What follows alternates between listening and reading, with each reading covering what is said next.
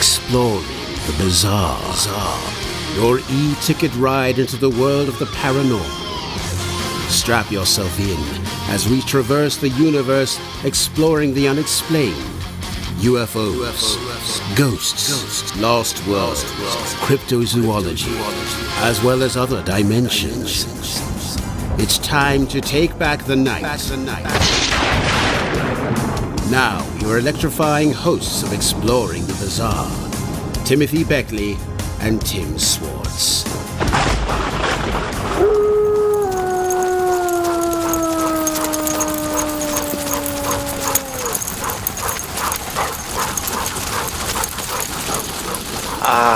Hi, Tim. I'm out here on the frozen tundra.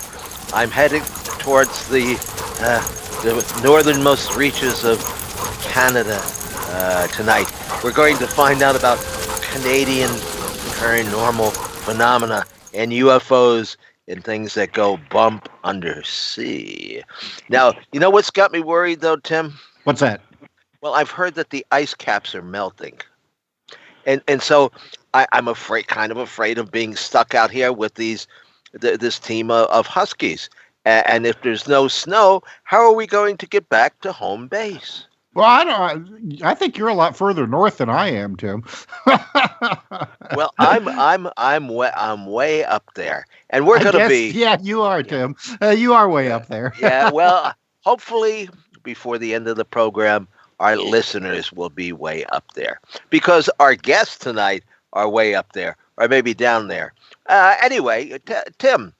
So let's get on with the show and tell us who is going to be joining us this evening in the frozen north. By all means, Tim. Well, tonight we have Dawn Hunter Clark, who she is the author of Paranormal Canadian Tales: A Supernatural Journey.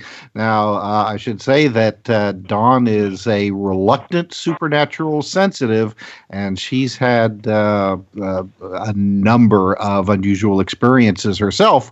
All of her life, and which I think is great because if you're going to go out and do some investigations and write a book of your own, then it's just I think it's imperative that you have your own paranormal experiences. So Dawn, welcome. Glad to have you with us. And, thank you so much for having me. Where are you in Canada? I'm on Vancouver Island in British Columbia. Oh, but that's beautiful there. Beautiful, yes, very much so. Oh, my goodness. What are we doing here in New York? In Southern Indiana. You can have my non-poltergeist place, and I'll take your haunted dwelling. And go ahead, Tim. I was going to say, and we also have Don Ledger, the very famous Don Ledger, who I've wanted to speak to for a long, long time. One of the greatest cases in all of, I was going to say Canadian ufology, but actually all of ufology. Beats Roswell by a nautical mile or a phantom. What's the depth of the ocean? Fathom. Fathom. Yeah. Fathom. Yeah. Okay. That's what I thought. Yeah.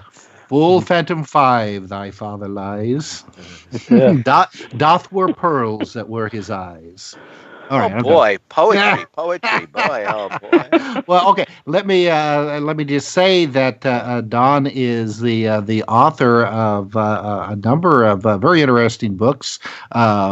He's Maritime UFO Files, Swiss Air Down, Dark Object, which he co-authored along with Chris Stiles, and that chronicles the Shag Harbor incidents, and his novel Bloodshock. Novel, am I correct there, Don? Yeah, blood shock. Yeah. Yep. Like you get a shock, electric shock type of thing. Well, and reading the description, I want to read that one. So that sounds like a great book. So I'm looking forward to it. Well, Tim, speaking of novels, one of our guests, Robert Donald Shek, who was on the program several months ago. Right.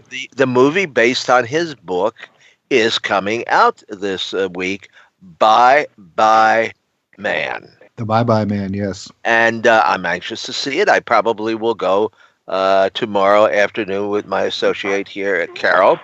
We hardly miss a horror film.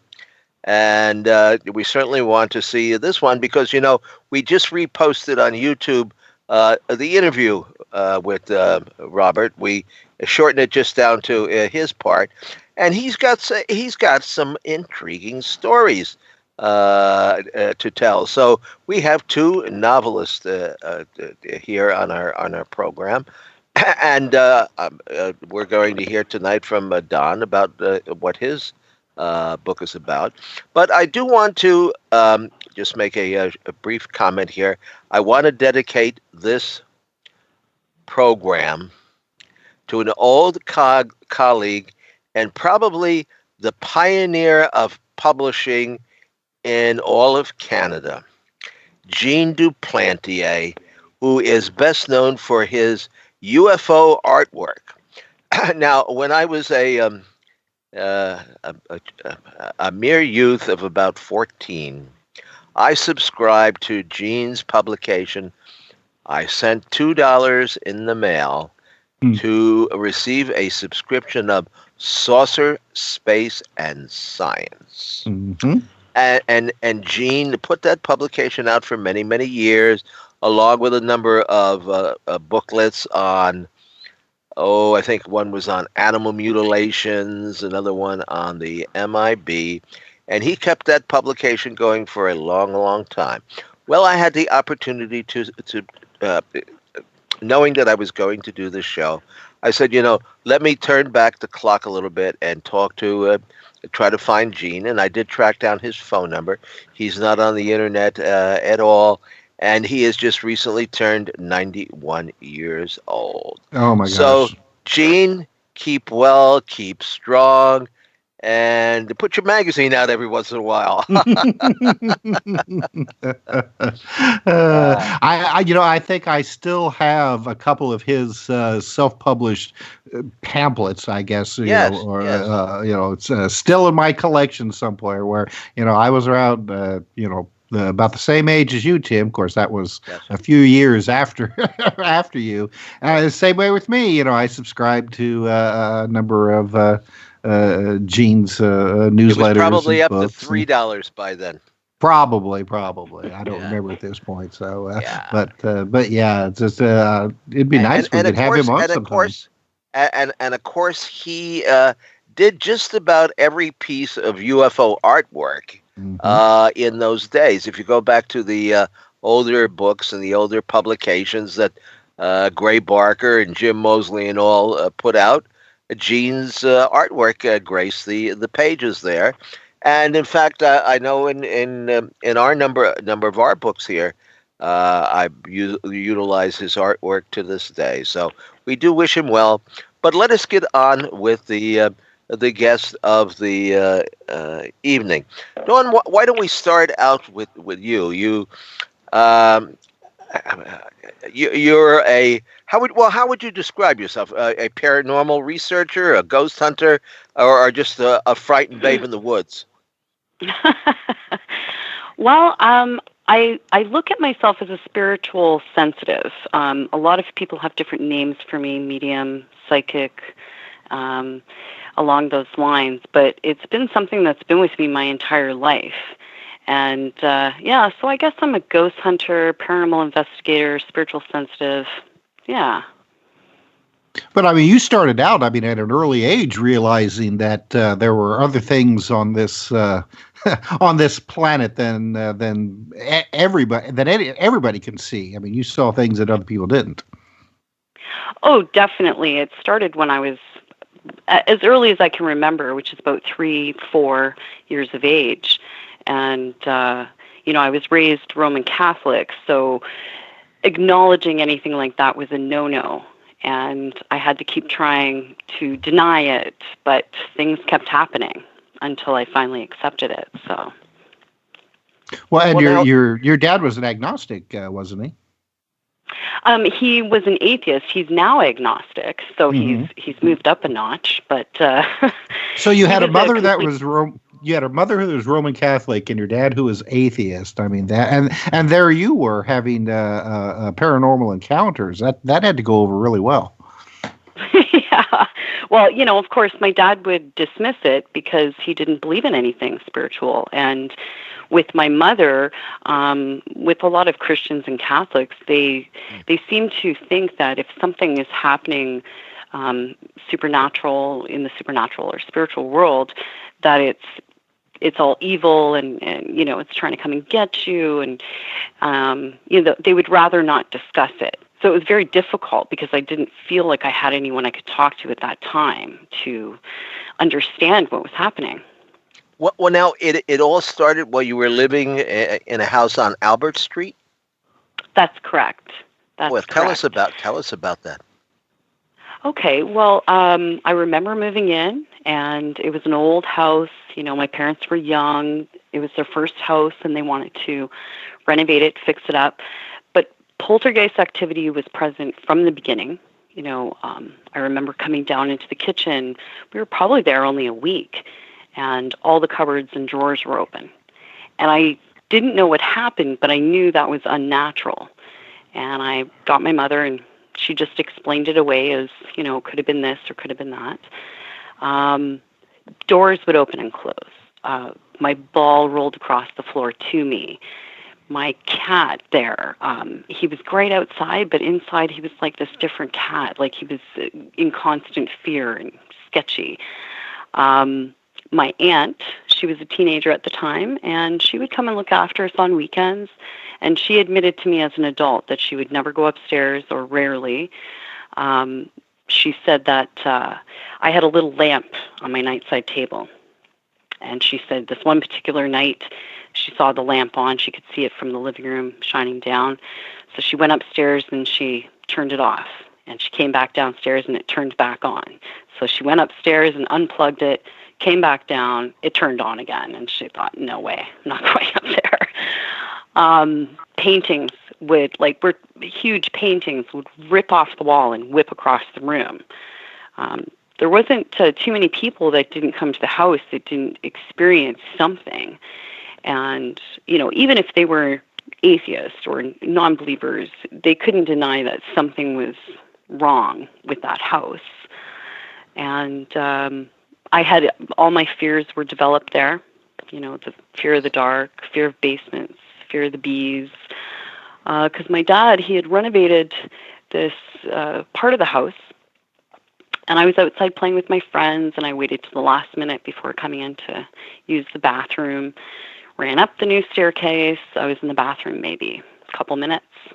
I came running back down, and halfway down the stairs, I stopped myself and started running back up because I almost put my foot into this huge wasp's nest that wasn't there a few minutes before. Oh wow! That's ugliness.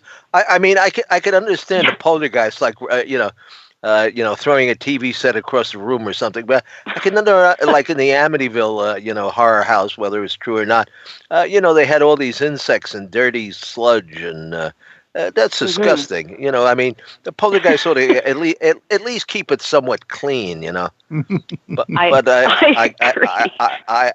I guess not. Well, now what was causing this? It's been kind of a mission my entire life to find out the mysteries of not only my house, but it was several homes on the street. And the closest thing I've come to finding out, there were a band of native Indians there called the Lake Ontario Iroquois. And at one point, they disappeared. So nobody knows where they are. But I seem to think that has something to do with it because their travel route was only a block from the house. Several homes had been affected with hauntings and poltergeist and fires.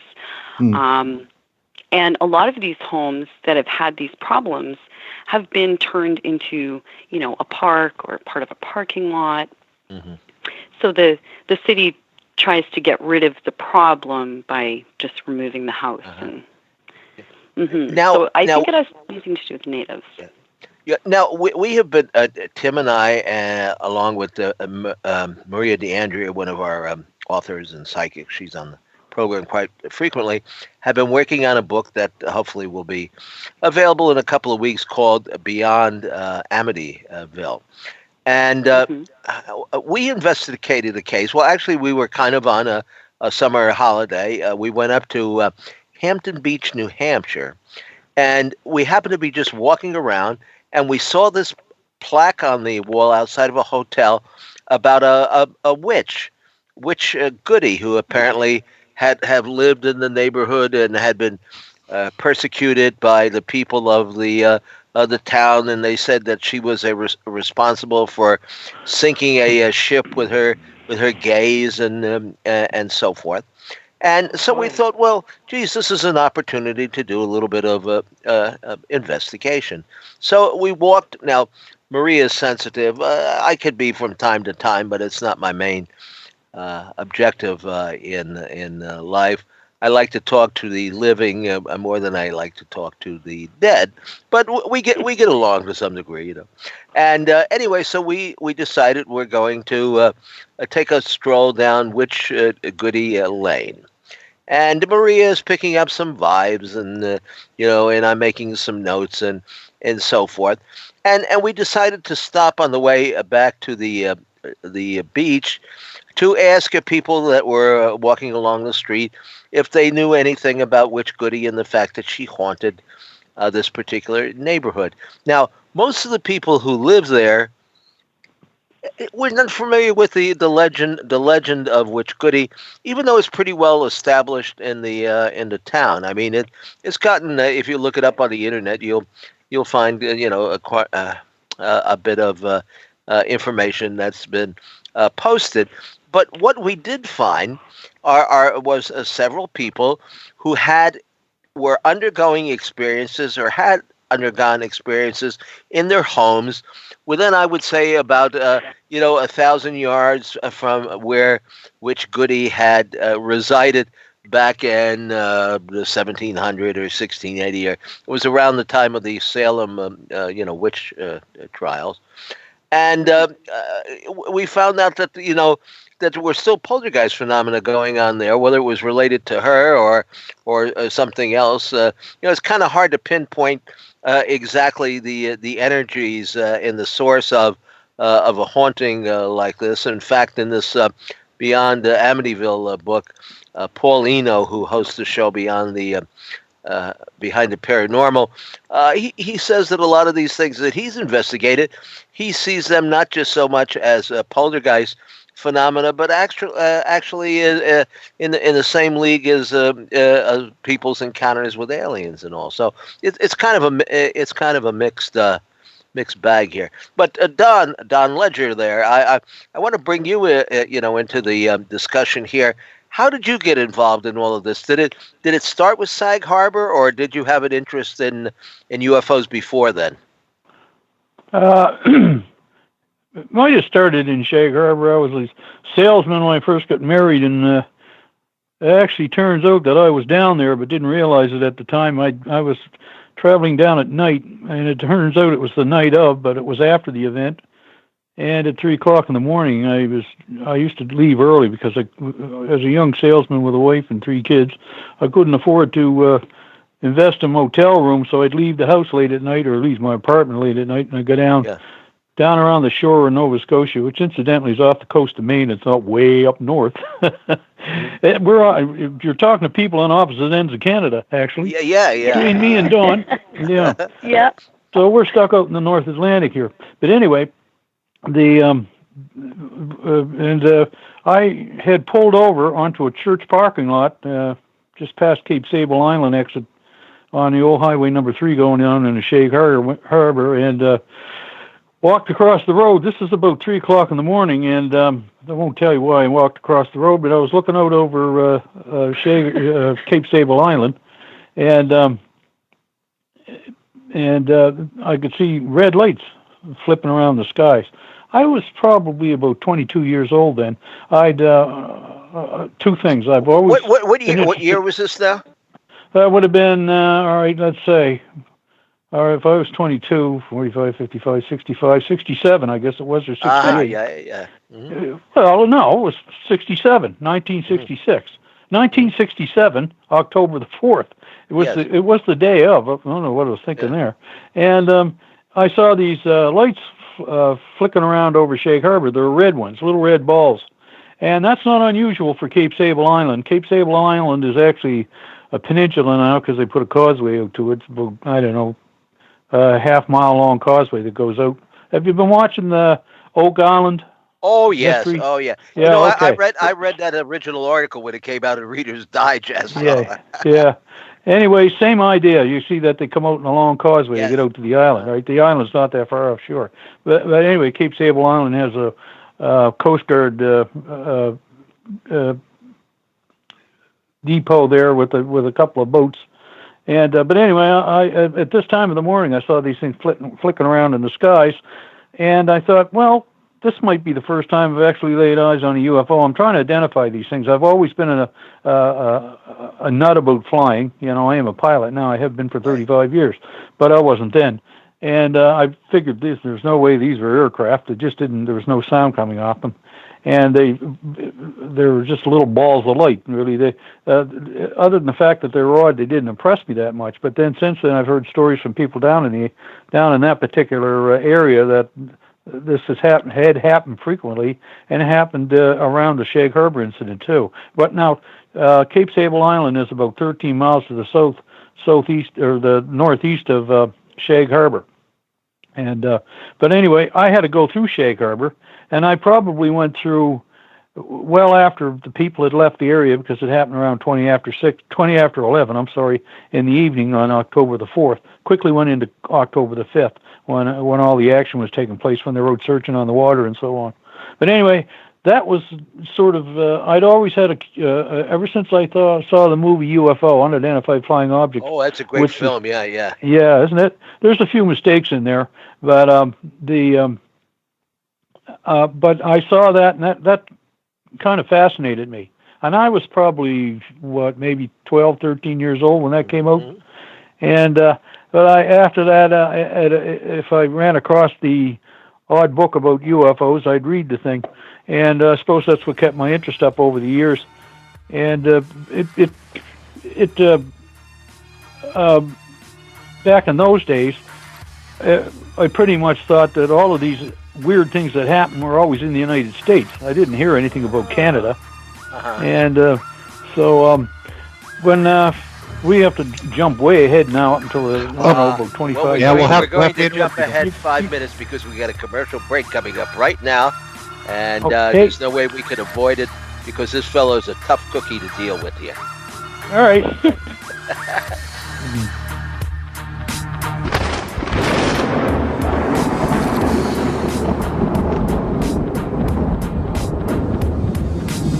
Now back to exploring the bizarre with two of the most electrifying researchers in the paranormal. Your hosts, Timothy Beckley and Tim Swartz. Welcome back to Exploring the Bizarre with Tim and Tim. And tonight we're talking with Don and Don. So if you're confused, well, sorry about that. So Don, let's continue. We were talking about Shag Harbor and what got you interested in the whole UFO field to begin with. So you can continue where we had to interrupt you for our break. So just go on. Yeah, well, that sort of piqued my interest back when I was in my early 20s there. But then we have to roll ahead a good many years now up until about, I guess it would have probably been 1990, 89, 90 in that area. And I'm flying a lot then. I've got my own plane. I'm zipping around having a great time. But by this time I'd managed to get a career going for myself, and I ended up being a television director. So I was able to, access a lot of different people, who I might not have been able to access before. But in this particular case, it was some government worker that I knew who was in a very sensitive position for the government I work for of Nova Scotia. That's where I was a director. And I just offhandedly, I mentioned to her that I'd read an article the night before about the RCMP had released some UFO reports across the country, but usually all of all of them were pretty much soft-pedaled, and even one of the RCMP officers said that one of the persons he had talked to seemed very serious, and he never detected an odor of marijuana upon his person. I thought, well, that's kind of dumb. What's that got to do with anything, you know? But anyway, so I mentioned this article to this particular woman who was in a sensitive government position. She said, yeah. She said, I saw a UFO once, and I said, oh yeah. And then she started to describe it to me, and this is one of these. This is when I started to get involved and started to pay attention to the fact that we actually had UFO reports in Canada. We not only had a few, we had thousands of them. But I didn't know that up until I got involved in it at just about this point. And I go through the archives in the National Archives in Ottawa. These are military UFO reports, RCMP UFO reports, pilot reports, and so on, the good ones. And so anyway, she told me about, in the town I lived in here, in the Halifax Dartmouth area, the big harbor on this end, and her and her three friends were coming home from a high school dance in Dartmouth, and they were coming through a new, what they used to call back in the old days, the rotary system. Now they're roundabouts or whatever they're called. And it was being put in on an intersection down here in Dartmouth, but it wasn't open yet. And they were walking through there when all of a sudden the light just lit up, the sky lit up above them. And she said the hair sort of stood up in her head. It got all staticky, and they just stood there rooted to the spot. And this thing, they figured, was probably about 100 feet across above them with brilliant light on it, shining down on them. And they didn't move. And then the light went out, and then a ring of lights around the edge of it went on. And the thing started to rise up, and they immediately started running. And it sort of fascinated me because, you know, it wasn't just a light in the sky. This one was right in their face. In other words, a CE3, you know, at least, and if not a 2. And the thing of it is that she reported after that many years later, different times I'd be talking to her, and she'd reported to me about odd goings on with her son and with her. And missing time and the whole 9 yards. And this is a woman that was a single mother bringing up a young fellow about 16, 17 years old, and had been abused in her marriage. But she was telling me about this and asking me not to make sure that I didn't mention it to anybody because of the job she had. And I had to make that same decision myself some years later when I started writing books about it. And I'm working right in the legislature, the seat of the Nova Scotia government, and whether I was going to out myself, you know. And I did, and nothing happened. I was surprised at that. Matter of fact, I passed a resolution when Chris and I brought the book out, Dark Object, and congratulating us on chronicling the Shag Harbor incident, which segues me nicely into the Shag Harbor incident, right? And so now, how did you, Don? How did you? When did you talk to the witnesses? Now, how soon after this whole incident where the object had landed in the water and had submerged? How long before you actually got on the case, so to speak? Well, the incident happened in 1967, and we started looking into it in 1993. I used to know the math on that. I think it's, 23, 26 years, something like that. Uh-huh. And, yeah, afterwards. Fortunately, it was only 23 to 26 years afterwards. And unlike Roswell, where when they started, when Stan actually researched that originally, Stan Friedman, yes. Roswell, he was much closer to the time frame of the incident than we are nowadays. And Stan came up with a famous line there, you know, that as UFO researchers on famous cases, we're in a race with the Undertaker to get to the witnesses, you know. Because, yeah. And that's happened now. I mean, we've already lost at least 2, maybe 3 prime witnesses of the Shag Harbor incident that have passed away since we wrote the book. And well, how many witnesses were there? How many witnesses were there altogether? Well, eventually there were dozens. Yeah, I don't. Since we're on a phone, on a radio here, I really can't show you the position of Shag Harbor, where it's out in the North Atlantic here, Nova Scotia. Southwest corner in the YouTube edition, probably we'll throw up a map. Oh yeah. There you go. Yeah. Well, yeah. it is. Yeah, we're at southeast corner of Nova Scotia, down the bottom. You'll see Shag Harbor there, right on the turn where it's coming around, just off the Gulf of Maine. Okay, Mm-hmm. and so this when this first happened, oddly, I'd decided if I was going to get involved in this thing, because I've been doing it on my own for about 3 years at this point, I decided to get involved with MUFON, and because that was the only one running, and I gave my bona fides, told him I was a pilot, a writer and so on. At that time, I was doing periodicals for magazines and trade papers and a newsletter for a flying club I belonged to. I hadn't published any books at that point, and so anyway, they accepted me, and he alerted me, or Walt Andrus, who was the director back then.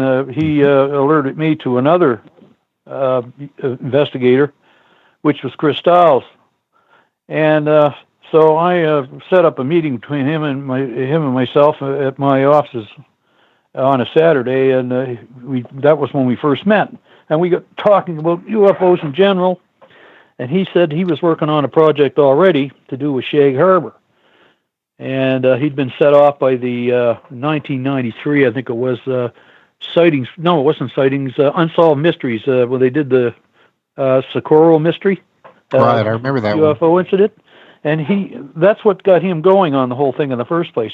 And he remembered that his grandfather had called him one night to tell him about an incident down in Shag Harbor, and so anyway, he mentioned it to me, and I vaguely remember it. And then all of a sudden, it popped into my head.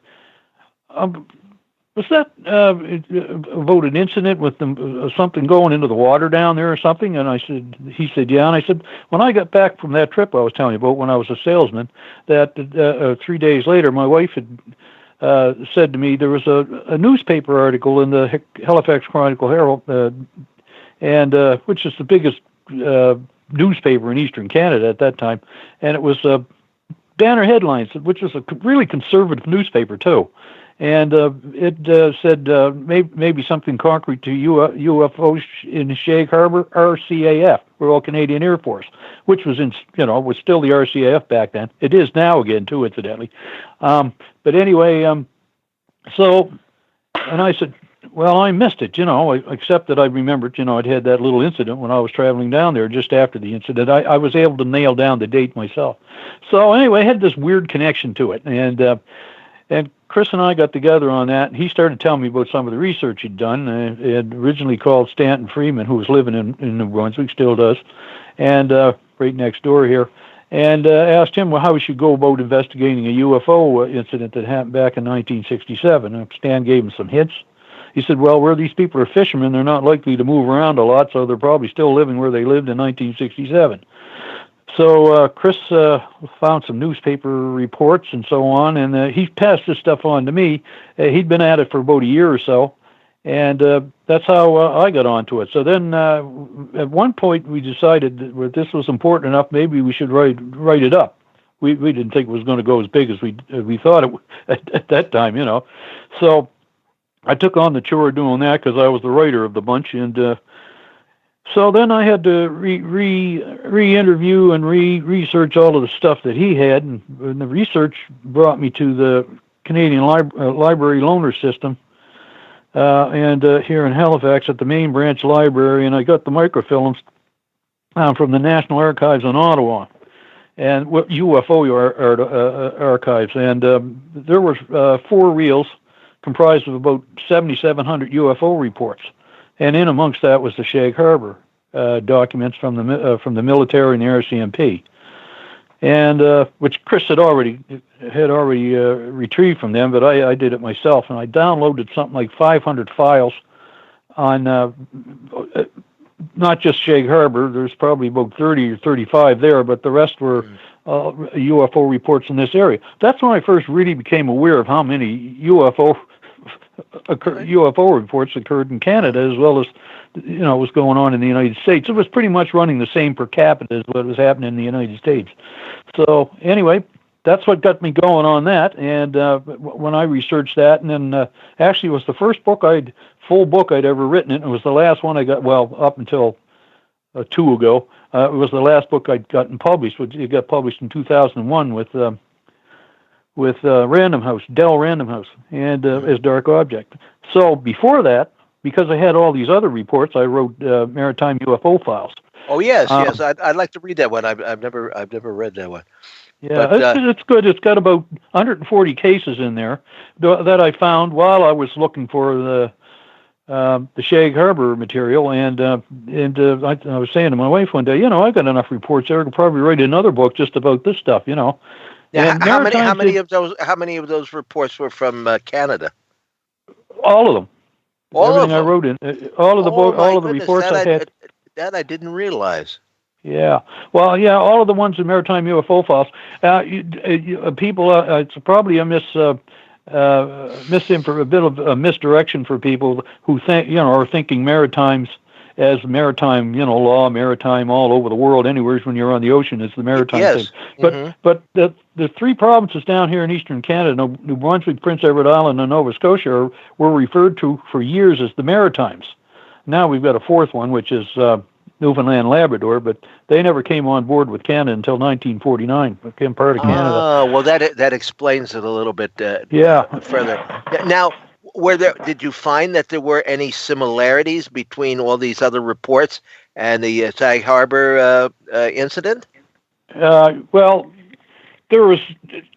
Yeah, in some ways there were. Yeah, it's typical of UFO cases where everyone seems to be individual, but almost the same as another one. They never ever seem to be able to nail one down and say, "Oh, look, this one here is exactly the same as that one.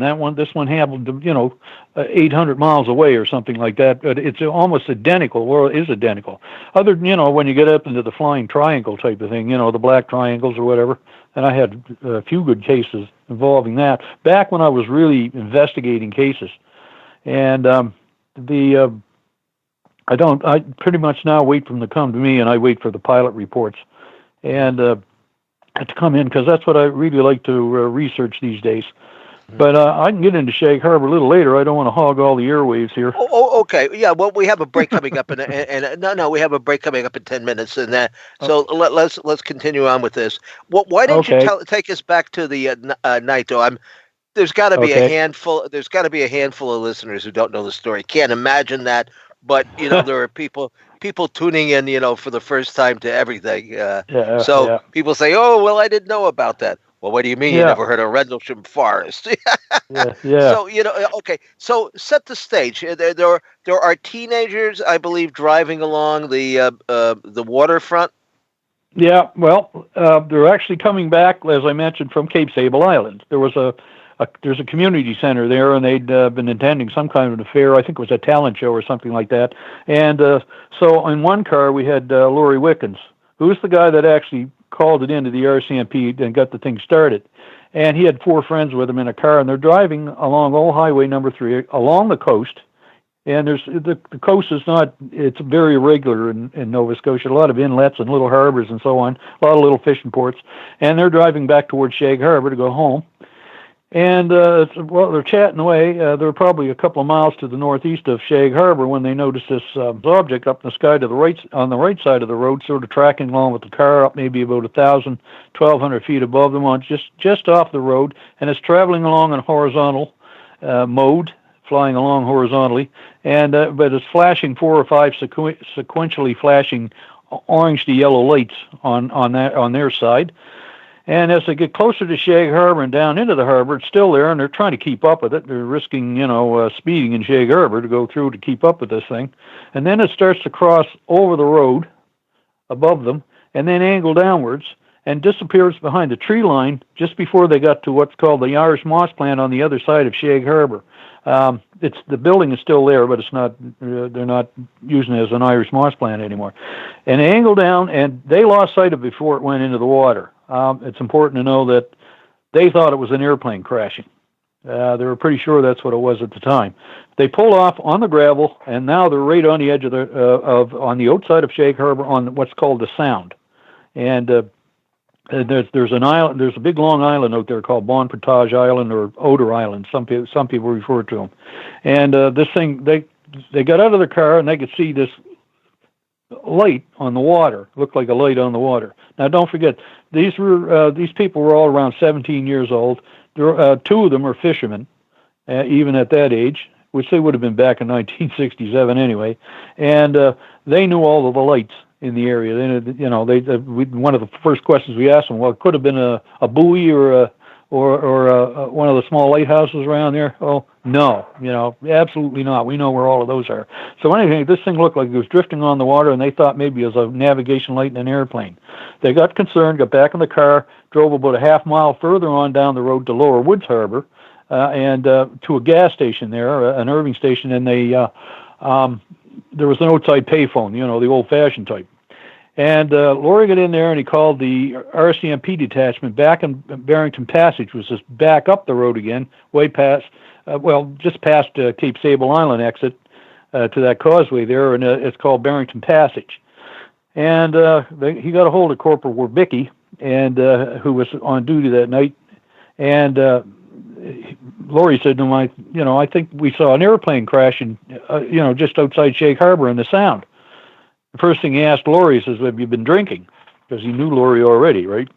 And so Laurie said, no. He got kind of angry about that. He said, I haven't been drinking. And the phone started ringing again in the RCMP detachment. Now, this is about 25 after 11 in the evening. It's a clear night. It's cool, no wind, but there's no moon. We know that because we checked into that.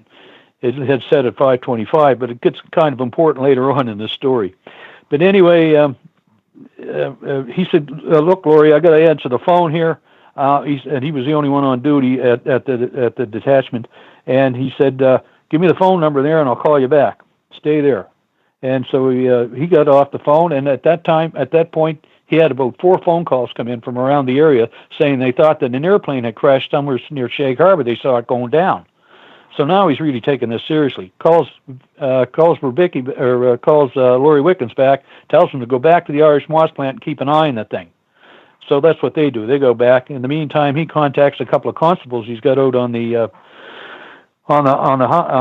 just down past Lower Woods Harbor, and they're down there staking out the countryside, looking for deer jackers, deer poachers, as some people call them. They're called deer jackers up here. People who are hunting deer at a season and hunting at night too. And well, now was the object submerged by this time, or was it still resting on the water? Not yet. The Mounties had gone there, and I know you only got a couple of minutes left here. We got an hour. We got an hour. Go ahead. Yeah. Oh, yeah, I know you got time after that. Yeah. But anyway, yeah. So the Mounties, they head back to the detachment, and then Werbicki tells them that he thinks he's got a crashed airplane down in Shag Harbor. So they take 2 cars back to Shag Harbor and arrive back at the Irish Moss plant. By this time, there's more than just Laurie Wickens and his friends there. There's some other people as well. And they're standing there looking out at this light out in the water that's now further out than it was originally. It might have been 800 feet offshore when they first saw it. The first thing they did is consider taking a dory that was tied up just off of that's sort of a light boat they used to use on fishing boats. You call them dories down your way? Ever heard of them? No, not much of a fisher. Yeah. Okay. No, but I mean, it's okay. It's an odd looking boat, but there's fishermen swear by them in heavy seas and so on. Anyway, they thought they'd take that out, but then they thought, well, that's a bit of a risk going out there. There was a bit of a tide running, and so there was a bit of a swell. So Victor Werbicki, Corporal Werbicki, told Ron Pond, the second in command there, to go and find a phone somewhere, because don't forget, this is 1967. They didn't have cell phones. They didn't have the kind of radio systems they have nowadays. And see if you could contact the search and rescue in Halifax and see if they could find out if there was any aircraft missing and explore from there. And anyway, in the meantime, he went out looking for some fishing boats. Now, just as he's about to leave, the light disappears in the water, and this thing but while they were there, to them it appeared that there was something underneath the light, it was dark. That's why it's called dark object, and that came from the RCAF. They called it a dark object. We just picked up on the name, and it was, to them, looked like it was lens shaped, from edge on, and sitting on the water or maybe a few feet above it with this pale little yellow light on the top that flashed off and on occasion. But then all of a sudden the light disappeared, and they thought, well, I guess whatever it was, it must have sunk. They're still thinking an airplane, eh? And so they make a long story short here at this particular point, because there's a lot to the story, or this particular incident, that Verbicki contacted a couple of fishermen who were the last men tied up at the government wharf. There was probably 30 boats down there, and asked them if they'd go out on the water, and they said they would. Now that the object disappeared from the Irish moss plant, most of the people volunteered to go out on the boats with them to look and search. Anyway, by that time, the Ron O'Brien, the second in command there, he'd come back and said he reported to the Rescue Coordination Center in Halifax what was happening, and they said they'd get back to him. They got back to him about probably an hour after they were out on the water. But anyway, they went out on the water, and then out to what's called the western approach into Shag Harbor. Western, there's two entrances in, and they went on water with these two 45-foot fishing boats, and they started sailing across, cutting down towards the last point where anybody thought they saw the thing where it might be, and that's when they ran into the famous yellow foam. Okay, and Don, let me interrupt you at this point, because we are coming up to our top of the hour break. So when we come back, we'll continue our conversation about the Shag Harbor UFO incident, and we'll also have Don Hunter back. So stay tuned. One of the strangest stories of ufology, and one of the best, that's for darn sure, Don. That's right. Be back with Exploring the Bizarre.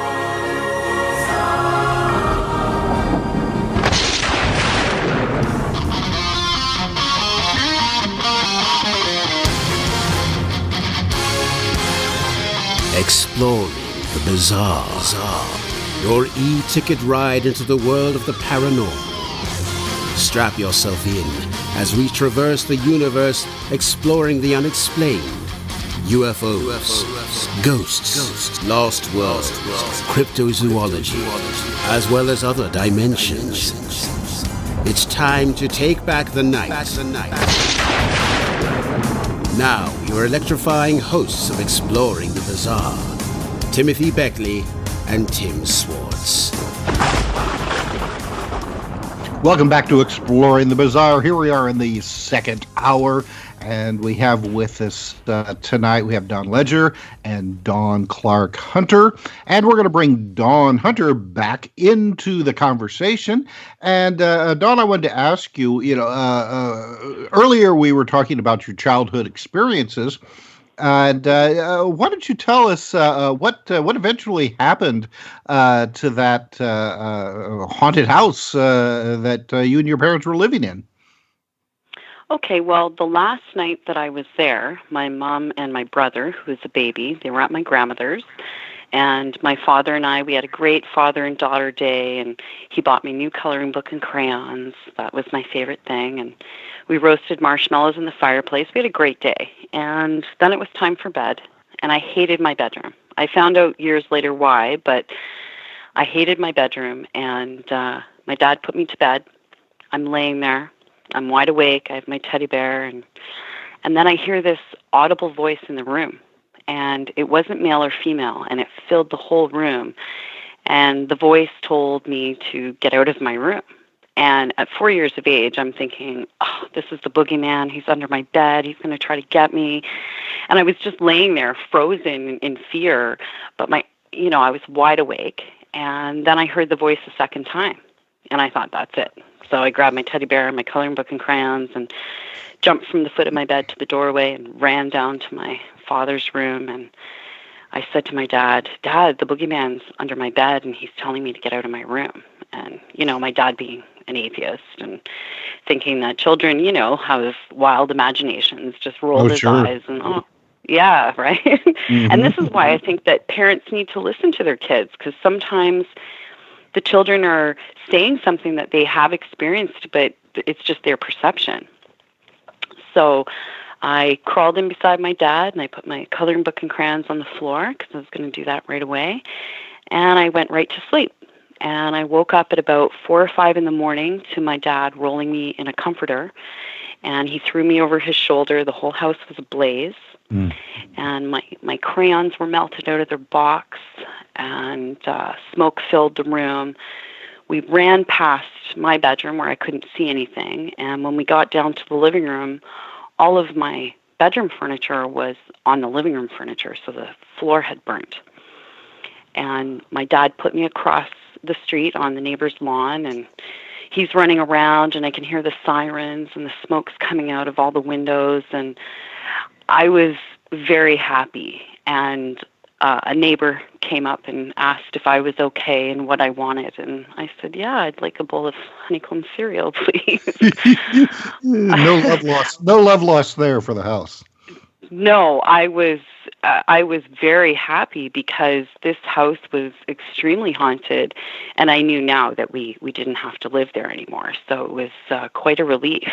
But yeah, the house played on me for, well, still does, even though the house no longer exists. It was turned into a community garden a few years back. But yeah. What was the source of the fire? Did you ever find out? Well, they said that it started at the foot of my bed in the laundry basket. They said that, yeah, but it's difficult. They had to come up with a reason. They said that a light bulb exploded in the bathroom and somehow turned the corner and landed in the basket, which I find to be very impossible. That's a stretch. Yeah, it was a stretch, but they had to come up with a reason. And that's the reason they came up with. And the house wasn't, it didn't burn down. I mean, people moved into it after that. But, yeah, it was, that's how our time ended there on Albert Street. And I'm sure there have been a lot of cases, especially dealing with a poltergeist, where eventually the phenomena will end itself by burning the place down. Yes. Yeah. Well, that's something to look forward to. Well, it's almost like it doesn't want to fade away, so it goes out with a bang, so to speak. Hey, Dawn, you've had all these encounters. Now, do you think that you're somehow egging them on? No. Right up until my mid-20s, I tried to ignore it. I didn't want anything to do with it. I don't call them out, or I used a Ouija board once when I was 15, but that was a mistake and bad decision. But well, now what happened after the Ouija board? Ooh, well, my friend Tara and I, her parents went away for the weekend, and we went down in her crawl space, which was her old playroom, and she had this wonderful train set up on this big table, complete with all the people and the trees and everything. It was wonderful, and she showed me how it worked, and then we started playing some board games, and then she asked me if I wanted to play the Ouija board, and right away I was scared. I had been told my whole life, don't touch it. But I did, because, I was 15 and thought it would be kind of fun. And after a while, it beats smoking pot at 15. Well, I guess that depends on what happens, right? I don't know, because the planchette was moving around, and I kept saying she was moving it, and she said I was moving it, and I had gotten the idea that she had done this many times before, maybe on her own.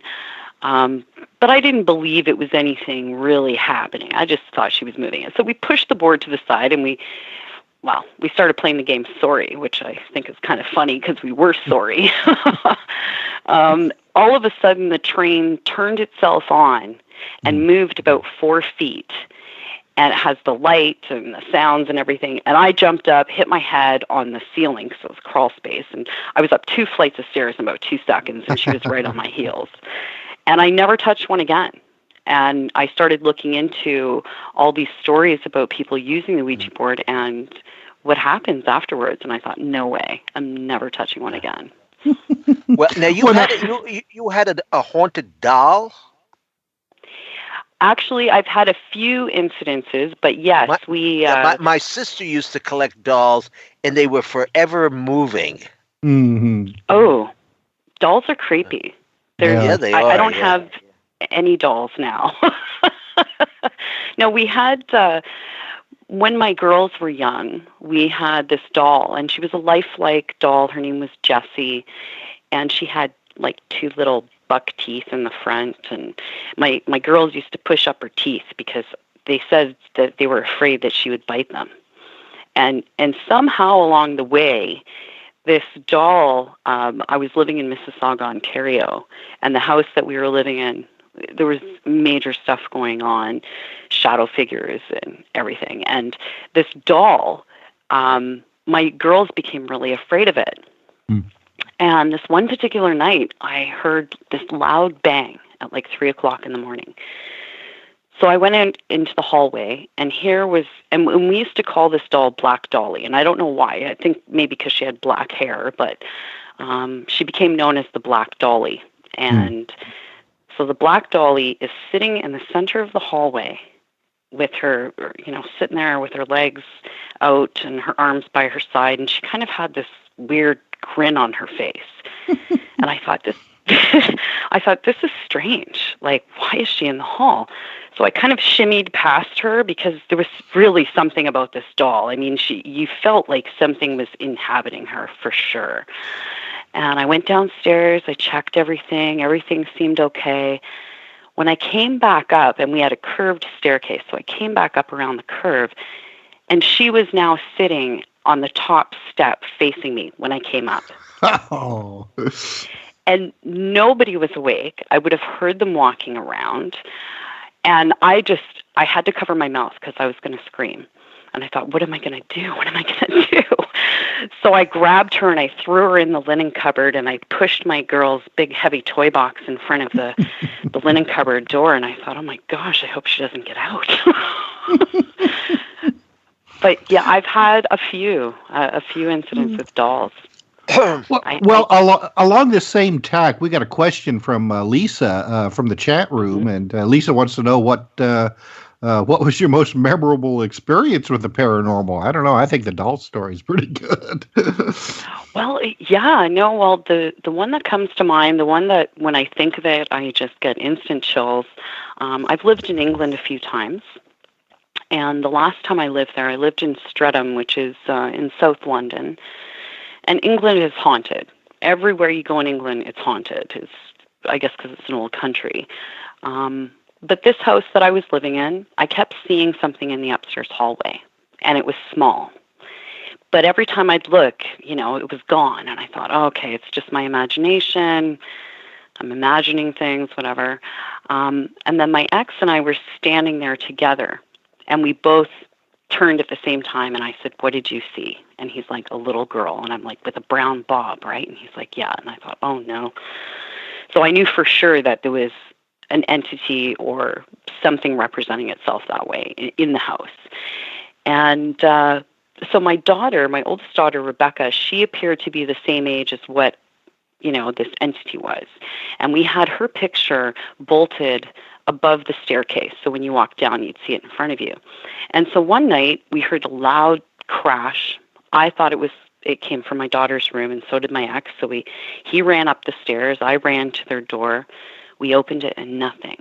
And then I looked, and the picture was all over the stairs, all this glass, and he checked his feet and there was nothing on there. And I thought, wow, this is so weird.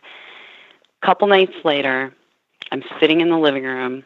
I'm facing my ex. We're talking. And just a little bit to the left is the staircase. So I can still see the staircase with my peripheral.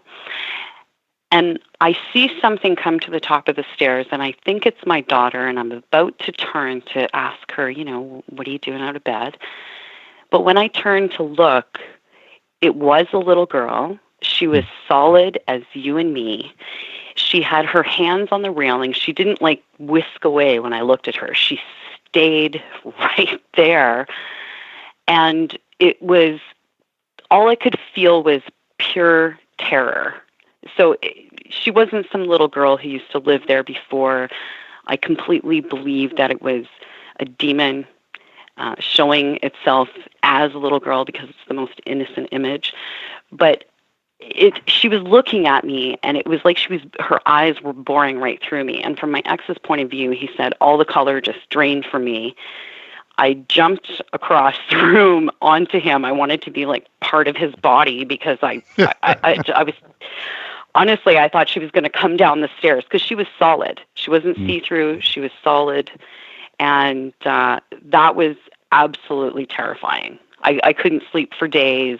I was constantly on edge, but that was terrifying because she was solid. So. And did she reappear numerous times? It was always in the upstairs hallway. It was just that one particular occasion where she came down a few steps. But yeah, she would appear all the time, and I thought, oh my gosh, I'm glad I don't have an upstairs hallway because it always seems that's where a lot of the activity takes place. Although it would take me a while to tell the story, but I was raised in a house that had poltergeist phenomena, lights going on and off and doors opening and closing. And we found out years later that apparently there was a plague, diphtheria, whatever it was, after World War I, and the woman had a baby, that just been born, and two of them, I guess, passed away within a day or two of each other, and they were buried together, and they had to wake in the house in the same coffin, the mother and the child, And my godmother, who was Catholic and believed in none of this, she was actually, I guess, coming into the house, and she heard the baby crying, and she said, your grandparents live upstairs. Do they have visitors? I said, not that I'm aware of. I don't. I mean, I was pretty young at the time, but I kind of grew up with all this, type of activity too. That's why I'm as nutty as a fruit bat, whatever kind of bat. Now, hey, but we have to hear about your UFO experience. Two of them, I guess, you've had, right? Because you're not just a ghostly type of person. You've also, I guess, attracted a few ultra-terrestrials or aliens or space people in your time. Yes, I had an experience. There's a road that goes from Toronto up to close to Wasaga Beach, which is near Georgian Bay in Ontario. And I had driven that road many times. I had a friend who lives here in BC, and she headed off to Europe for a few weeks. And so then she was going to stop in Ontario to spend a week with me. And so I had traveled this road, Airport Road, that day to go pick her up at the airport. We go out for dinner. Now it's nighttime. We're heading back along this road. And at first I saw this huge cloud formation that I had never seen before in my life. It was like this thick blanket that went right across the sky that was being pulled over the sky. So that was the first weird thing that we had seen. And then all of a sudden I see this little red light. And it looked like a light that you would see on top of like a tower or something. And I told her, pay attention to that because there is no tower there. There wasn't a tower being built. I have no idea what that light is. So we're driving and we're paying attention to this light. And then I get to where I could pull over to the side of the road. And this light is right there. I mean, it's probably like, I don't know, maybe 100 feet, 200 feet from the ground. So I pull over and I'm looking over her and I can't get a good look. So I decide I'm going to get out of the car. And she's screaming at me to stay in the car. And I'm like, no, I need to see what this is, So I get out of the car and I come around the other side and I'm looking at this light and there's no tower underneath it. And I'm thinking, what is this? And then all of a sudden it turned into this huge white light, like you see on the movies. It wasn't like a beam, but it was a big bright light. no sound. And then she's screaming at me, Dawn, get in the car, get in the car. And I'm backed up against the car thinking, holy. And then it just whizzed away. It was there and then it was gone. And there was no sound. And she's screaming at me. I freak out. I get in the car, and of course, when we get home and we tell our story, everyone's like, oh, yeah, sure, little green man, whatever. I said, no, it was, wasn't a helicopter, wasn't an airplane, and it was right there. So, now, yeah, in your book, you have photographs. Was this of the object? No, those photographs are actually from right here on Vancouver Island. For over 100 years, there's been sightings through the Georgia Strait, like between Vancouver Island and the mainland. And we were living in Fanny Bay, and we were living right across the street from the ocean, and just beyond that was an island called Denman Island. And I would sit out on my porch and just watch everything on the water, and I kept noticing this little, I don't even know what it was, but it was this sort of aircraft that I couldn't put my finger on, and it was this light, and it would come up from Denman Island, and it would hover over the island, sometimes for 10 minutes, sometimes for up to 45 minutes, and then it would slowly go away, and I would see it. In other words, this was reoccurring. Yes, and so I looked into, are there any, anything from the Air Force over there? Because there is an Air Force north of there, but not there. And the strange thing was, if there was a aircraft or helicopter that went over across Denman Island at any other time, you could hear it at my house. The sound would travel across the water. But this object, there was no sound. And so I was really fascinated by it, and it became like this curiosity for me. So I would go out there every night, and then I did manage to capture some photos.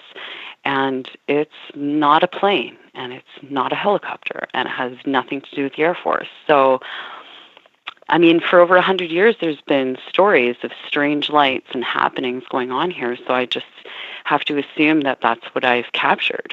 I mean, now, do you think that these objects are from somewhere else? Are they interdimensional? Are they time? I mean, I don't even know how we would know. But I mean, what is your inkling on this?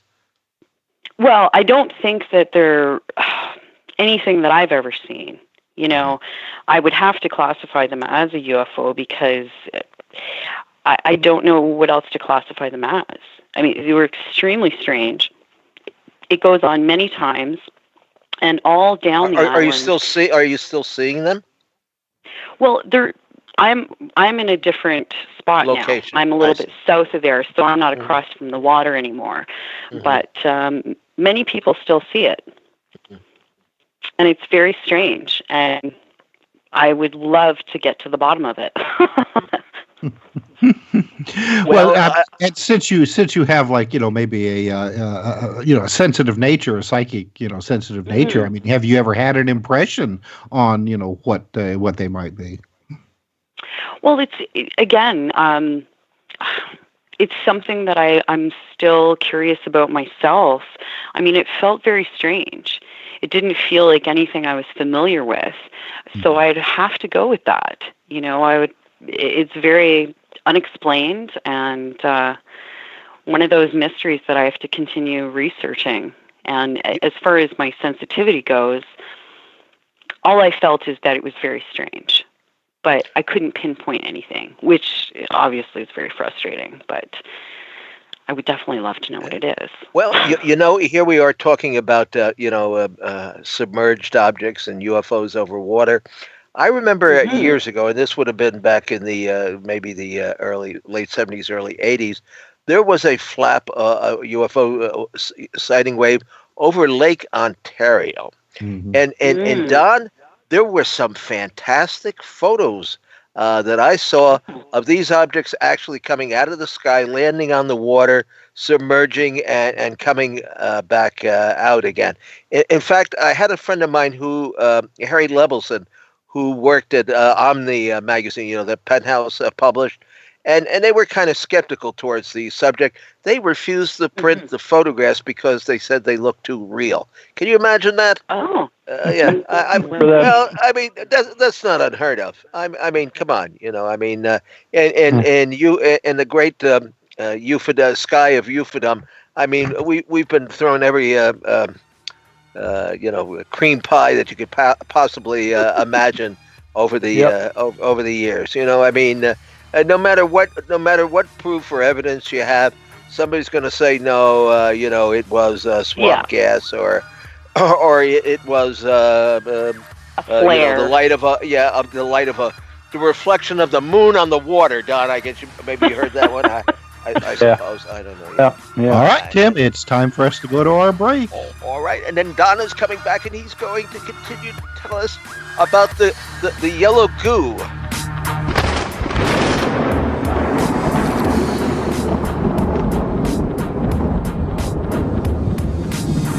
Now back to exploring the bizarre with two of the most electrifying researchers in the paranormal. Your hosts, Timothy Beckley and Tim Swartz. Welcome back to the final half hour of Exploring the Bizarre. I'm Tim Swartz, and let's continue our conversation. Don Ledger, let's bring you back. Previously, I think we left off with the object crashing or landing in Shag Harbor, and it finally disappeared beneath the waters, and the light disappeared. So, what happened after that point? Well, as I mentioned earlier, there was a couple of fishing boats went across this particular area. It's called the Sound. It's like a long strip of water between the Oder approaches to Shag Harbor and Oder Island. There's quite a current can run there as well. But anyway, while they were sailing across, the first boat across was Lawrence Smith. He was the skipper of that boat, and he noticed he was starting to sail into some foam, and this thick yellow glittery foam, 3 to 4 inches thick, with a glittery yellow surface to it. Now, of course, the first thing anybody would ask about that was it sea foam? And you're asking fishermen about sea foam, and or anybody who lives on the coast, and they just swore up and down it wasn't sea foam. It was such a huge mat of foam on the water, and it was about 2 or 3 boat lengths in width and about a half a mile long. And they sailed into it, as they called, even though they're motor-driven boats. Saying Lawrence said he didn't much like the idea of sailing into the stuff. He didn't know what it was, but they were putting it down as maybe some byproduct of maybe jet fuel or aircraft fuel, which I can tell you as a pilot would not do that. Right. But they didn't know. And don't forget now they're looking for what they figure are going to be bodies. I was years later. I wrote that other one about Swiss Air Down. And, there's quite a bit of detail about the, fishing boats going out, rescue boats going out, and so on, at the crash of Swiss Air Flight 111. And what the people were thinking, that were out on the water, even hardened sailors were, were upset by what they saw there. And this is what the people on board these fishing boats were thinking at the time, that they were going to be seeing something like this. However, they never did find any bodies or anybody floating on the water, any survivors, any debris. All they saw was the yellow foam. Now, they tried to pick it up. One of the young fishermen that was on board one of the fishing boats, the Mountie observed him dip his hands into the water and try to pick up the foam, but it just came back wet, and he went over and examined his hands and sniffed them. They were wishing they'd had a bucket or something with them that they could have thrown over the side and got a sample of, or at least thought to throw a bucket over the side and pull some of it up, keep a sample of it. But they didn't. Anyway, they crisscrossed back and forth for about nearly an hour before the Coast Guard cutter came over from Cape Sable Island. It had been alerted right away by the Rescue Coordination Center in Halifax, and they came back with a message for Corporal O'Brien, who was the one that actually called them in the first place, looking to see if they could find out if there were any aircraft missing. And that boat came out, and the captain, Ronnie Newell, told them that no, there was nothing missing, either on northeastern United States or up along the Canadian coast up in the Labrador. There was no Army or military aircraft, naval aircraft, or Air Force aircraft missing, no commercial aircraft, no private aircraft that anybody knew of, and there never was. So anyway, they were wondering at that point what the heck was going on here, what the heck had everybody seen out in the water. Now, just to jump back, I got to jump in order to get this in fast for you. I got to go ahead many years.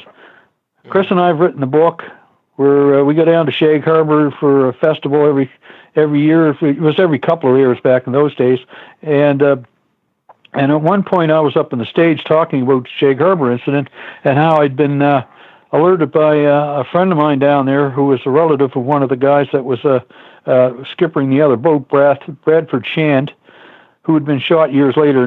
He was killed in a hunting accident about 9 years later.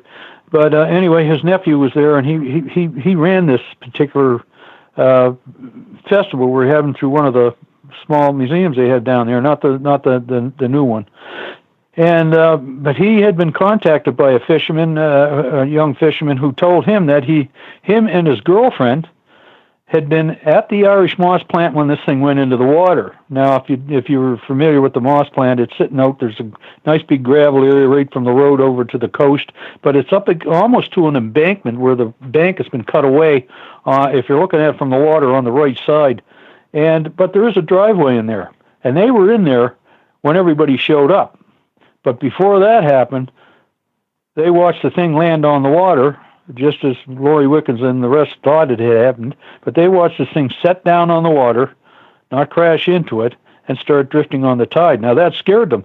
So they were going to get out of there, and then everybody started showing up on the driveway, and they waited until it got really busy over there before they got out of there. The fisherman had not wanted to give his name or the name of the girl he was with at the time, because he didn't want to embarrass her. So I'm telling this story up on the stage down in a elementary school in Shag Harbor, and this woman jumps up in the audience and says, "Well, that was me." She had no. She had no problem. You never know when a witness will show up, even if it's years later. Yeah. This was probably back around, I don't know, 2005, somewhere around there. Yeah. And but anyway, 2008 maybe. And so anyway, I got her name and I interviewed her, and she pretty much said, "Yeah, we saw it go down on the water, and we were really scared. We didn't know what it was, and then we didn't want anybody to see what we're up to, and so they were just about to leave when everybody showed up. Now, in the meantime, just before they showed up, there's another fellow who would have been a switchman for what was called the Southwestern Railway. These guys would look after the switches, make sure they were lubricated and so on and so forth. The lights worked on top. They were gas lit back in those days, or oil lit actually. And he was driving had just passed the Irish Moss plant and pulled over the side of the road because he saw two moons up in the sky. And he reported to his daughter. He told her on his deathbed, because he had brain cancer, and he told her about this thing he'd seen. And he was going down into Lower Woods Harbor to see his girlfriend, and he hadn't wanted to mention it before because he had a wife too. So, and he was going down to visit his girlfriend. He didn't want anybody to know that at the time. And so he got out of the car and looked up at the two. He thought one was the moon, but then one separated from the other. And then it went down onto the water just alongside of him, and by the Irish Moss plant went into the water. Then all of a sudden, a car come roaring up the road and drove in, and that scared him off. He got out of there. And so there was two confirmations of that. And then I had a radio operator years later, when I called him up to ask about, because he was handling the radio traffic that night for Rescue Coordination Center in Halifax. And he said, first thing he said to me is, all we found down there was seaweed and kelp beds and sandy bottom and lobsters. The area where this thing was supposed to have been sitting on the water was only about 40 to 50 feet deep. I know because we were down there and we were in they had a crew down there from the sightings program in the United States. You can see there's lots of detail to this thing, confirming things that actually happened.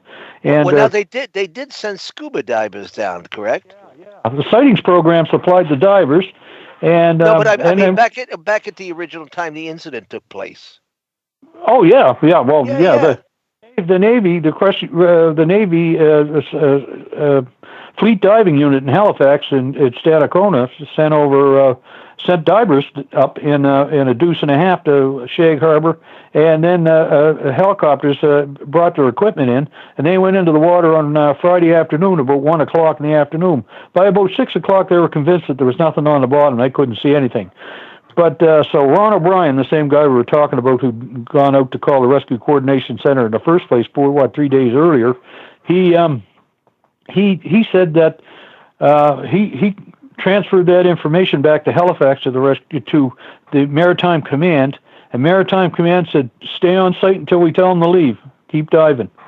And which he thought was odd. I thought was odd when he told me about it, but that was years later. And they told the divers, and the divers said, "Well, there's nothing there to see." But they were told to stay on diving, and that they were kept there till about 8 o'clock Sunday evening, which is 3 days later.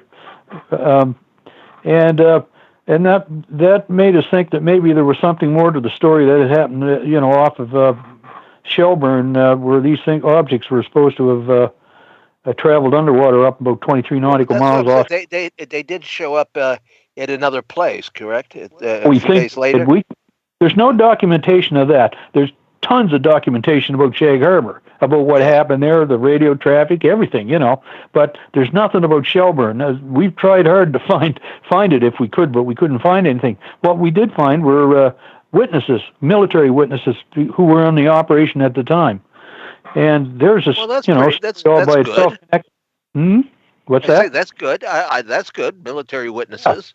Yeah, and I've got the name. I'm going to call one of these guys back because I'm thinking about doing another brief book on Shag Harbor from a different perspective, as a pilot type of thing, And this particular fellow was he was what they call electronic intelligence, flying in a back what they called in the old days the Argus, before we started using the Auroras, and they were tracking apparently these things underwater up from Shag Harbor to that particular place off McNutt's Island at the end of Shelburne Harbor, and they had divers down there as well, and that's how we first stumbled onto it. Actually, Chris did originally, and he was looking for the divers at Shag Harbor, and he went to a fella who was a friend of his, and whose father was a training instructor with the Fleet Diving Unit in Halifax.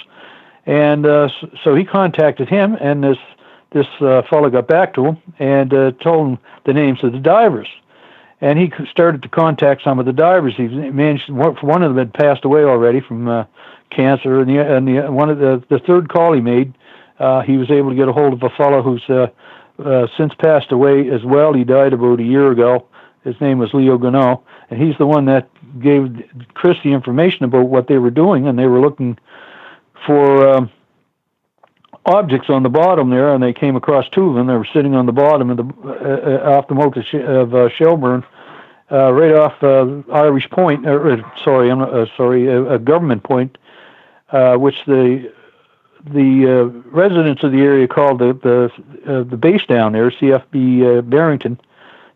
Barrington, I'm sorry, which it turns out was actually an American base, and the Canadians were running. They were operating looking after the American personnel that were running SUSIS, which is the underwater microphone system that was ran right up into the North Atlantic from Shelburne and down the coast, and then it linked up with another set of microphones down off New England. And they were all over the world at the time, but they had 6 vessels out there, 6 to 7 vessels. One was a submarine, they thought, and a supply ship sitting off McNutt's Island. We interviewed lighthouse keepers and everything down there that were overlooking that particular area. But he had made no bones about it that they saw these things on the bottom, and they saw what he would call creatures. Creatures. Seems one object on the bottom seemed to be helping the other object. They were about 60 feet crossed, maybe 10 feet or 12 feet through. And now the waters in Nova Scotia, I was a diver for many years, a scuba diver off the coast. We're diving in waters. I even worked at it for a while. The water off Nova Scotia is so plankton rich that you can't see very much beyond 20 feet in front of you, maybe a little further. And so if they were looking at these things, they had to be right on top of them, our Navy divers. And they were photographing this stuff. But we would never been able to find, according to him, they were photographing it. And somebody who was photographing it was one of the divers that's now living in Cornwallis, Ontario, or was living, but we've never been able to track him down. So, and we're not even sure we're getting the right names. I mean, we've had a lot of trouble trying to get information out of the military. We couldn't even find ship movements in Halifax on those particular dates, and that's ridiculous. They were tons of them, I think you need to update the Dark Object book, but like you say, you're probably going to get on. Yeah. Don't forget that was written about 1998 or 99, but it didn't get published until 2001. So even so, when you publish a book, that's when people start showing up and say, "Oh, I read your book." Yeah, for sure. Yeah, we know that. Hey, now we're closing out here. We're getting towards the end of the program, and Don, give us a little. Okay, you're doing the lecture at the museum down there in October. Yeah, I think it's in October. I haven't nailed down the date yet. So, they have to raise some money and everything. They want to bring in a lot of UFO researchers and so on. And there's that one. I'm doing another one in Toronto Plaza. I think. What's the name of the hotel at Toronto International? There, Pearson International. There's a hotel there, but there's a conference going on there with Victor Vigiani's group, and you know the one I'm talking about. I have to bring up the site again here. We don't have time for that.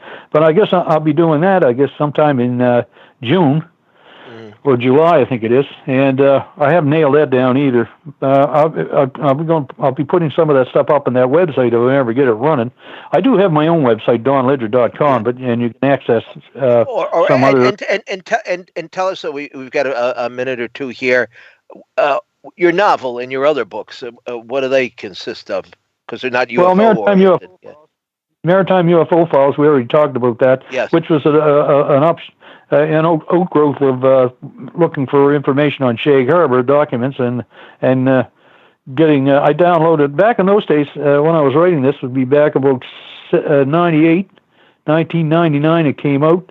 Maritime UFO Files, and when you went to the library, if you wanted to get copies of microfilm, it had a copy machine built underneath the viewer, and I got it cost $0.25 every time I got a copy. It cost me about $150 to get all these copies, and I would show up every day with a couple of rolls of quarters in my pocket.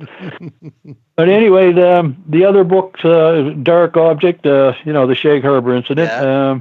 And then Swiss Air down. That's nothing to do with UFOs. It's just about the crash of Swiss Air Flight 111 off of Peggy's Cove in Nova Scotia. Here it was a huge search went on there, and underwater. And after that, I sort of laid back a while. I've been doing magazine writing and written for Fate magazine, what was still running, and a couple of other magazines, and a lot of aircraft. Magazines I write for too, do columns for boat aircraft. But and this one here, the other one that's out right now is called, I mentioned Bloodshock. It's on Amazon or on Kindle Book. It's a mystery that takes place in West Virginia, and that's where I placed it. Don't ask me why I picked that spot, but I did. And it's about a serial killer that arrives in the area and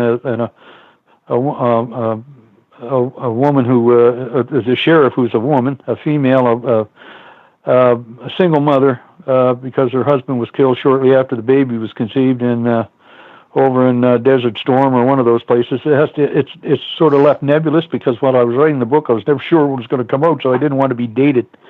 Mm-hmm.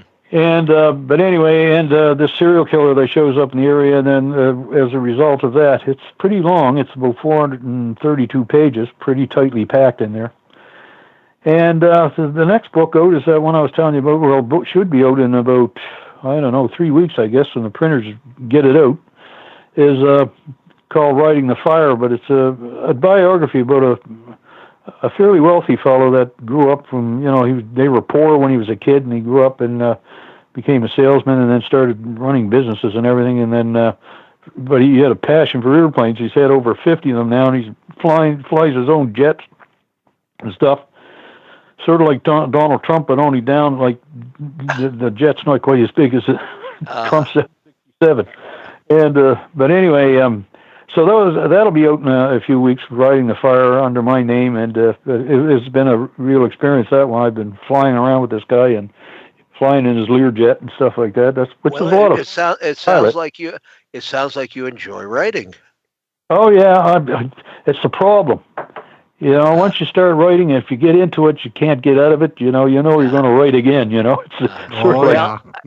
should be one Writers Anonymous or something. Go there, I say, I'm semi-retired. We only do 3 new books a month now, so there you go. Yeah. Well, it's like that. Yeah. And Dawn, speaking of books, your book, Paranormal Canadian Tales: A Supernatural Journey, is got to be one of the best crafted books that I have seen in a long time. It's a sort of a hardcover, but without the dust jacket. I don't know what category that normally would come under, but it's beautifully crafted and very interesting to read, and it's published by Schiffer, and they put out some very good titles, and we do have quite a few of their authors on the show. Now, do you have a website? I am currently building my website, but I can be reached on Facebook. I'm on Twitter, and I respond very quickly. So people can reach out to me there, Twitter or Facebook under Dawn Hunter Clark. And Are you working on another book? Yeah, I'm actually working on a few. I'm working on. You got the bug. You got the bug. I've had the bug since I was 13. Oh my goodness! Yeah. You'll be sorry. You know what? If I'm not writing, I feel like a part of me is missing. Yeah. I need to write, or else I start feeling down. And I really need to write. Well, I always enjoyed doing magazines more than I did books. In fact, a lot of our books are crafted like magazines. We'll have 4 or 5 different contributors to the book instead of me just going on for 200 and something pages.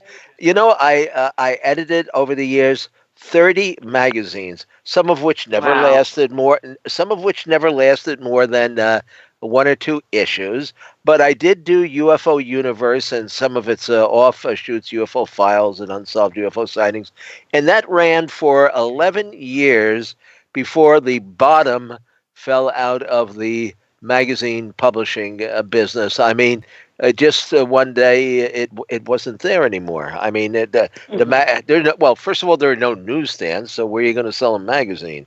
I mean, you can't even find a newspaper. People say, "Oh, there's nothing in the newspaper about UFOs anymore." No, because there are no newspapers. Where you going to get? Where you going to find? Gene Duplantier, God bless him. He's still looking for that occasional UFO article and clipping it out. But we did have a UFO article here in the New York Post. A couple of weeks ago, it was about a new witness from Rendlesham Forest. So once in a while, something sneaks in. But if you want an in-depth analysis, you're certainly not going to find it in the New York Times. Anyway, I want to thank Tim, both of our guests this evening. It has been an amazing show, and Don, you got a great case there, and I guess just to keep after it. At this point, I mean, it's like you say, a valid case. Some of the witnesses are still with us, and I'm sure there are a few people, that will show up at this conference this summer. And I hope it's a video tape so that I can watch it on YouTube. And we'll be back next week. And don't forget our YouTube channel, Mr. UFO's Secret Files.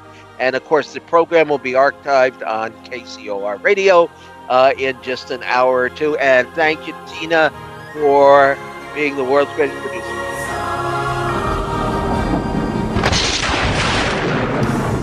You've been listening to Exploring the Bizarre with hosts Timothy Beckley and Tim Swartz. They're taking back the night by jetting non-stop across the cosmos in search of the truly bizarre and totally unexplained, with you as their co-pilot. Thursday nights at 7 p.m. Pacific, 10 p.m. Eastern, on the KCOR Digital Radio Network. For more information on exploring the bizarre, and hosts Timothy Beckley and Tim Swartz, check out their KCOR Digital Radio Network page. Follow their YouTube channel at MRUFO 1100. Exploring the bizarre.